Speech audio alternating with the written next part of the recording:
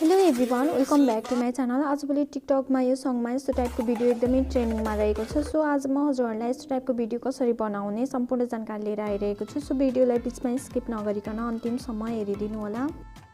So फर्स्टमा यस्तो टाइपको भिडियो बनाउनको लागि क्यापकट एपलाई ओपन गर्ने, न्यू प्रोजेक्टमा क्लिक गरेर आफ्नो दुईवटा फोटोलाई चुज गरेर एड गर्ने र अब हामीले आफ्नो फोटोको ड्युरेसन मिलाउनु पर्ने हुन्छ। सो फर्स्ट फोटोको ड्युरेसन हामीले 3 सेकेन्डको राख्नु पर्ने हुन्छ र त्यो अलरेडी नै 3 सेकेन्ड छ, सो त्यसलाई मिलाउनु पर्दैन। र सेकेन्ड फोटोको ड्युरेसन हामीले 3.1 सेकेन्डको राख्नु पर्ने हुन्छ र अब लास्टमा क्यापकटको वाटरमार्क रहेको हुन्छ, सो त्यसलाई सिलेक्ट गरेर डिलिट अप्सनमा क्लिक गरिदिने र अब हामीले आफ्नो सबै फोटोहरुमा एनिमेसन लगाउनु पर्ने हुन्छ। सो फोटोलाई सिलेक्ट गर्ने, एनिमेसनमा क्लिक गर्ने र कम्बो अप्सनमा क्लिक गर्ने र यहाँनिर हजुरहरूले थुप्रै एनिमेसनहरू देख्न सक्नुहुनेछ। सो आफूलाई मनपर्ने जुनसुकै एनिमेसन पनि युज गर्न सक्नुहुनेछ र मैले चाहिँ अहिले यहाँनिर बाइसेक्ट 2 एनिमेसनलाई युज गर्न गइरहेको छु। सो त्यसमा क्लिक गर्ने र सेकेन्ड फोटोलाई सिलेक्ट गर्ने र सेकेन्ड फोटोमा हामीले ओबल भन्ने एनिमेसनलाई युज गर्नुपर्ने हुन्छ र टिक अप्सनमा क्लिक गर्ने। अब हामीले आफ्नो भिडियोमा इफेक्ट लगाउनु पर्ने हुन्छ। सो इफेक्टमा क्लिक गर्ने, भिडियो इफेक्टमा क्लिक गर्ने र यहाँनिर थुप्रै इफेक्टहरू रहेको छ। सो फर्स्टमा हामीले फ्रेममा क्लिक गर्ने र फ्रेममा पनि यहाँनिर थुप्रै फ्रेमहरू रहेको छ। सो हजुरहरूले आफूलाई मनपर्ने जुनसुकै फ्रेम पनि युज गर्न सक्नुहुनेछ र मैले यहाँनिर अहिले लिडमा क्लिक गरेँ र टिक अप्सनमा क्लिक गर्ने र यो इफेक्टलाई हामीले फुल भिडियोमा लगाउनु पर्ने हुन्छ।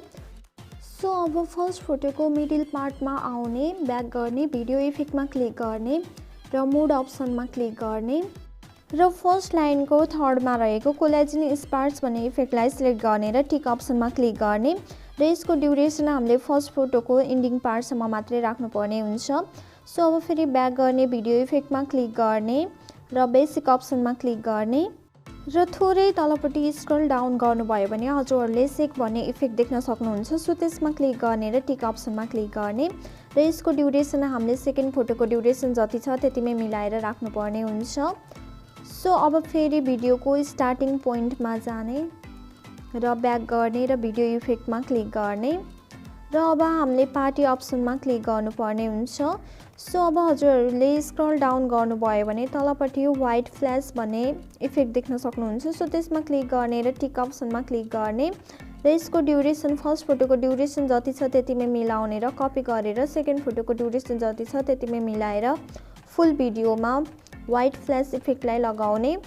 सो मैले आफ्नो भिडियोमा इफेक्टहरू लगाइ पनि सकेँ र अब हामीले आफ्नो भिडियोमा साउन्डलाई एड गर्नुपर्ने हुन्छ। सो अडियो अप्सनमा क्लिक गर्ने, एक्सट्र्याक्टमा क्लिक गर्ने र जुन भिडियोको साउन्डलाई एड गर्न खोज्नु भएको छ त्यो भिडियोलाई सिलेक्ट गरेर इम्पोर्ट साउन्ड ओन्ली अप्सनमा क्लिक गरिदिने र मैले हजुरहरूलाई भिडियोको लिङ्क डिस्क्रिप्सनमा राखिदिने छु। सो हजुरहरूले त्यहाँबाट डाउनलोड गरेर आफ्नो ग्यालरीमा सेभ गर्न सक्नुहुनेछ र त्यही भिडियोको साउन्डलाई भिडियोमा इम्पोर्ट गर्न सक्नुहुनेछ र अब हामीले साउन्डमा भएको एक्स्ट्रा पार्टलाई स्प्लिट गरेर डिलिट गर्नुपर्ने हुन्छ। सो साउन्डलाई सिलेक्ट गर्ने र अनवान्टेड पार्टको स्टार्टिङ पोइन्टमा आउने र स्प्लिट अप्सनमा क्लिक गरिदिने र डिलिट अप्सनमा क्लिक गरिदिने र अब हामीले माथि रहेको एरो अप्सनमा क्लिक गरेर भिडियोलाई आफ्नो ग्यालरीमा सेभ गर्नुपर्ने हुन्छ।